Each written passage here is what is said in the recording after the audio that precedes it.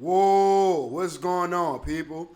This your boy SportsTalkQue, and today I'm here with a special episode of my show. So, for those of y'all who have been under a rock for the past 4 to 5 days or so, this past weekend, the Alabama State Hornets played the Jackson State Tigers for their homecoming game, and during the post-game handshake between the two head coaches, Eddie Robinson and Deion Sanders of both respective schools, there was a bit of controversy. So, leading up to the game, Deion Sanders had some remarks about Alabama State scheduling Jackson State for a quote unquote money game as a homecoming as opposed to somebody else. And Alabama State University head coach Eddie Robinson Jr., he took that to slight along with, Deion walking through his players pregame and some of the things he said before the game and whatnot. So it was a lot going on. So, of course, after the game was over, he let his feelings be known, and this is what he had to say. I guess me being up front is just like, I thought it was a lot of disrespect the whole week. And so you're not going to be disrespectful the whole week in the media. We didn't talk in the pregame. I was out there the whole time at the 50-yard line. He walked through our whole our whole huddle on our end zone and came a long way around to get to his side of the field in the pregame. Thought that wasn't classy at all. And so in the postgame, I'm not about to give you the Obama bro hug. I'm going to shake your hand and I'm going to go on. I'm going to always be respectful and respect the game. You got the great guys, W.C. Gordons, Eddie G. Robinsons, those guys, Reno Chasm. I'm living on the shoulders of the SWAC. He ain't SWAC. I'm SWAC. He ain't SWAC. So he's in the conference and doing a great job. Can't knock that. Got a great team. Son should be up for the Heisman Trophy winner. I love Shador. Great player. I love what he's doing for the conference. Probably one of the best things we had since that Steve McNair when he was in there. Love all of that, but you're not going to come here and disrespect me and my team and my school and then want to bro hug me. Shake my hand and get the hell on. Period. You got the W. Great job. I hope he comes back next year. I pray he don't get a Power 5 job so we can play them next year in Jackson, and I pray they put us for their damn homecoming. Coach, would you describe it? Were you just trying to pull away from his handshake there? Yeah, I was just pulling away. We handshaked and that was it. It ain't no need for no embrace. We ain't friends. He ain't never called me. I ain't never called him. Great player. Everybody wanted to goddamn be primetime as a little kid. All right, great player, all of that. Played against him, got tons of respect for the guy. Doing a great job as a coach, but you can't do all that stuff all week, and then you come back, put your backup quarterback, and want to run a hitch and go to try to put more points on the board. Shit's disrespectful. Game was out of line. It was 26-12. 40 seconds left. We had no timeouts. Take a damn knee. You want to try to run a hitch and go. So we started blitzing. We're going to knock him out the game, too. So that's how we got to play it. It ain't no quarters given. So you want to do that, don't come with me and try to bro hug me like we friends. We ain't friends. You didn't shake my hand before the game. Why you shaking my hand after the game? Period. That's it. So, yeah, as you can see, things got pretty spicy. So it took me a few days to kind of really gather my thoughts and to kind of see how I wanted to approach this because with me being an Alabama State alum, I felt kind of close to the situation and I didn't want to let my personal feelings towards ASU really cloud my judgment in the whole situation. But all in all, this is how I feel about the situation. So everything that Eddie Robinson Jr. said, he was right about. Well, not every single thing, but as far as him saying that he was SWAC, he's correct. He's a two-time SWAC Defensive Player of the Year. He's a 4-time academic all-conference player, and he's also won the Toyota Leadership Award in 1990. So by all accounts, dude is SWAC, and it ain't too many people, that are above him on a SWAC ladder or on a SWAC radar. But at the same time, I feel like this.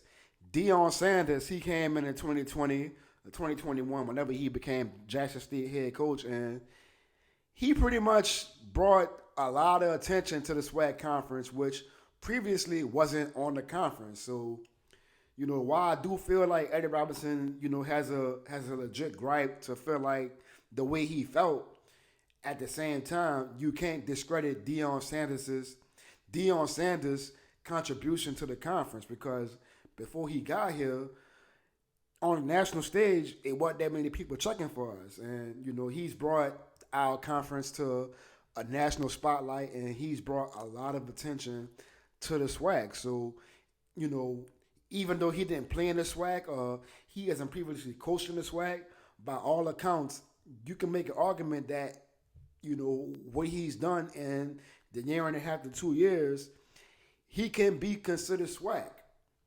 And furthermore, I feel like this, people are human. They get in disagreements all the time, man. That's part of human nature. But I really feel like this situation could have been handled behind closed doors. Like I really hate the fact that this whole thing played out in a public setting to where people were able to analyze and criticize, everything that happened. So that's one thing Eddie Robinson did that I feel like that I wish that he could have went back and kind of not walked it back, but just kind of approached differently because it kind of gave the SWAC a bad name. So, a lot of people over the years, the conference has worked really hard to get to where they are right now.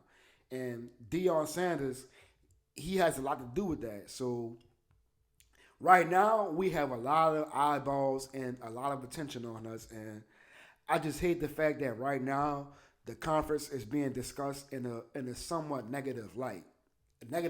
So I just feel like that negative publicity, it really wasn't worth it. So I just wish that he could have called Deion on the phone after the game and kind of just spoke his grievances or just kind of said how he felt about it. But, at the end of the day, like I said, we're all humans and we're prone to make mistakes and just do things and learn from it. So I'm pretty sure that this was a learning experience for Coach Eddie Robinson Jr. and I know he'll be better for it. But before I get out of here, I want to address one more thing to all of Jackson State and some of the other alumni from other HBCUs that felt like Alabama State took this as an opportunity to just make some money. And I also want to give y'all a slight history lesson. So for those of y'all who are saying that we only scheduled Jackson State because it was our homecoming and we wanted to make money off it and all our other homecomings wasn't really hitting on nothing, y'all are totally wrong. Y'all couldn't be more wrong than what y'all are right now. So just to give y'all a brief history lesson, for about the past 80 to 90 years, Alabama State University's homecoming has been held on Thanksgiving Day. And for the longest time, that tradition, that homecoming, has been tied to a deep, deep rivalry between Tuskegee University and Alabama State, which both schools are about 45 minutes apart from each other. So those two teams face off on Thanksgiving Day every year. So, unless you have deep ties to both those universities or you're from the central Alabama, area, which for me, I'm not, but I went to school at Alabama State, so I understand it. But if you're not part of that culture, you're not going to really go to spend your Thanksgiving Day traveling to Montgomery, Alabama to watch a college football game. So for a lot of years, the homecoming game did sell out, but it was mostly Central Alabama folks and people who had super deep ties to the university.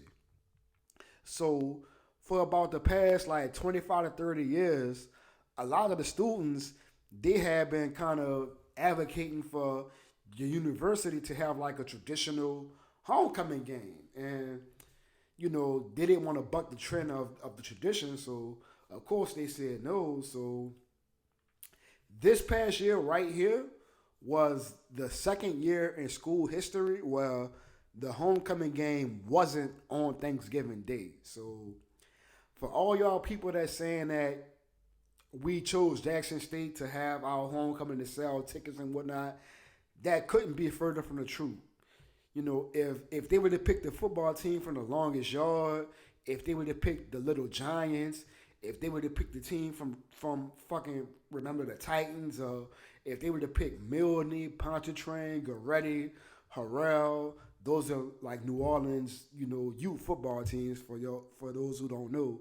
If they were to pick any of those teams to play for homecoming, that game would have still sold out because people been waiting for this opportunity to have a traditional homecoming for the better part of 30 years. So y'all gotta get y'all mind right, man. Like y'all gotta do y'all history before y'all just jump out the window and just say anything. But that's all I gotta say for now, man. Aside from that, I want to know how y'all feel about this whole situation with Deion Sanders and Eddie Robinson Jr. Of course, I would love for y'all to subscribe, like the videos. I want y'all to comment. Let me know what y'all think in the comment section and whatnot. And yeah, man, y'all keep fooling with me and y'all keep subscribing. And this is why I do it. Aside from that, peace. I'm going to see y'all next time.